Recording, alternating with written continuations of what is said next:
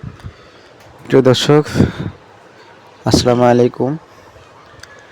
শুভ কৃষি খামার ইউটিউব চ্যানেলের পক্ষ থেকে আপনাদের সকলকে জানাই শুভেচ্ছা ও স্বাগতম। আশা করি আপনারা সবাই ভালো আছেন।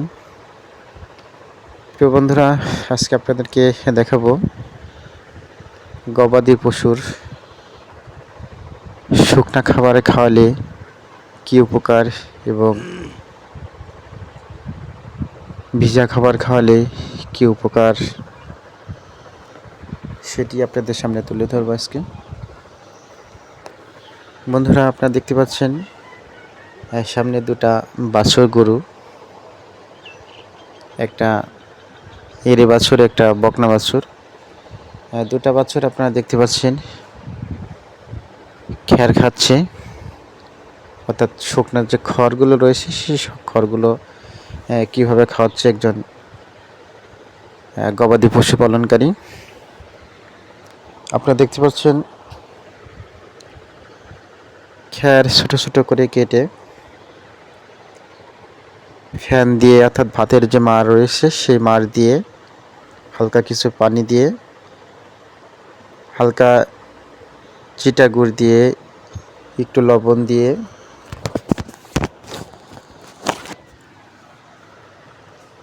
এবং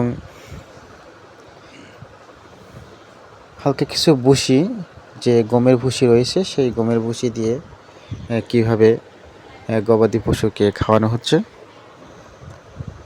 ছোট ছোট করে খড়গুলো কেটে একসঙ্গে সবগুলো মিশ্রিত করে একটা গামলার মধ্যে গবাদি পশুকে দেওয়া হয়েছে।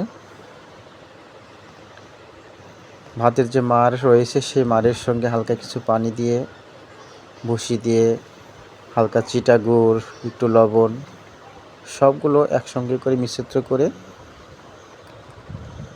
এই গবাদি পশুকে খাবার দেওয়া হয়েছে।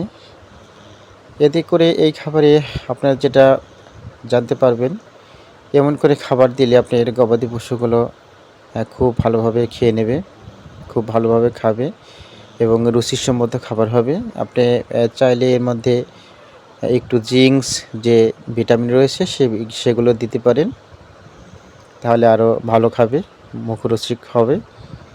যেহেতু আপনি প্রতিনিয়ত এটার মধ্যে চিটা গুড় দিচ্ছেন, হালকা লবণ দিচ্ছেন, চিটা গুড় খুব রুচিসম্মত একটি খাবার। এটি খাওয়ালে গরুর গবাদি পশুর এমনিতেই রুচি চলে আসে। মাঝে মাঝে আপনারা জিঙ্কস খাওয়াইতে পারেন এর সঙ্গে মিশ্রিত করে। আপনারা এমন করে খাওয়ালে গবাদি পশুগুলো খাবে এবং অতি দ্রুত মোটা তাজা হয়ে যাবে। আর আপনার যদি এই যে শুকনা খ্যার রয়েছে সেই শুকনা খ্যারগুলো যদি শুধু শুকনা খ্যার এভাবে আপনারা খাওয়ান, তাহলে আপনার গবাদি পশুগুলো মোটা তাজা হবে না। শুধু খ্যার খাবে কিন্তু পেট ভরবে না, পেট ভরলেও মোটা তাজা হবে না। যেহেতু পানির যে একটা পিপাসা রয়েছে সেই পানির পিপাসা আপনার থেকেই যাবে।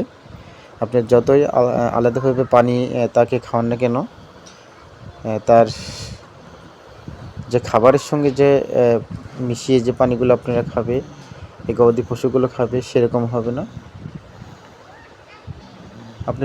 আপনারা কখনো শুকনা যে খড়গুলো, এগুলো কখনো শুকনাভাবে খাওয়াবেন না, হালকা করে পানিতে ভিজিয়ে আপনারা খাওয়াবেন। পারলে চিটা গুড়, লবণ এবং জিঙ্কস যে ভিটামিন রয়েছে সেই ভিটামিনগুলো একসঙ্গে মিশ্রিত করে খাওয়ালে আপনার গবাদি পশুর উপকার হবে অনেক। তারা খাবেও ভালো এবং গায়ে মাংস লাগবে, অতি দ্রুত পেট ভরবে। আর যে কাঁচা ঘাস আপনারা যতই খাবেন, কাঁচা ঘাস খাওয়াইলে আপনারা খাওয়াবেন ঠিকই, কিন্তু তারা অতি দ্রুত প্রসাব করে বের করে দেবে। কাঁচা ঘাস খাওয়াইলে, অতিরিক্ত কাঁচা ঘাস খাওয়াইলে আপনার গবাদি পশুগুলো পাতলা পায়খানা হওয়ার সম্ভাবনা থাকে বেশি। এই জন্য আপনারা অতিরিক্ত কাঁচা ঘাস খাওয়াবেন না।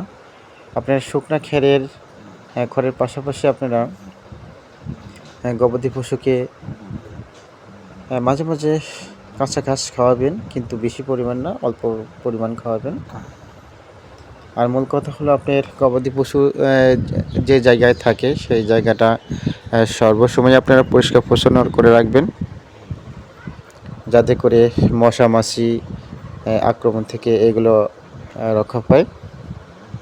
আপনি যতই খাওয়ান, গবাদি পশুকে খাওয়ান না কেন, যদি মশা মাছি থেকে রক্ষা করতে না পারেন তাহলে আপনার গবাদি পশু মোটা তাজা হবে না।